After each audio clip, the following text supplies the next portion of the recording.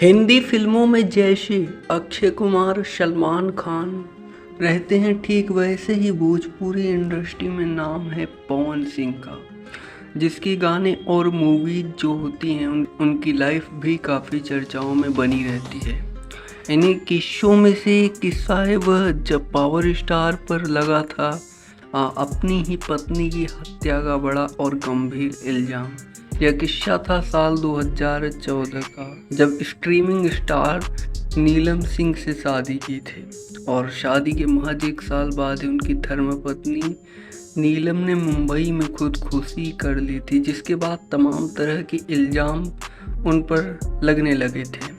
इसमें से एक था पवन सिंह पर उनकी हत्या का आरोप लगाना। मीडिया रिपोर्ट्स के मुताबिक ज़्यादा काम के चलते पवन अपनी पत्नी को वक्त नहीं दे पाते थे, जिसकी वजह से वह तनाव में रहने लगी थी। वही कई दिनों तक लोगों का ऐसा कहना था कि पवन सिंह का दूसरा एक्ट्रेस से संग लिंक है, और जिसकी वजह से उनकी पत्नी ने इतना बड़ा कदम उठाया। खैर, आप सभी का क्या दोस्तों राय है, आप हमें कमेंट में बताइएगा।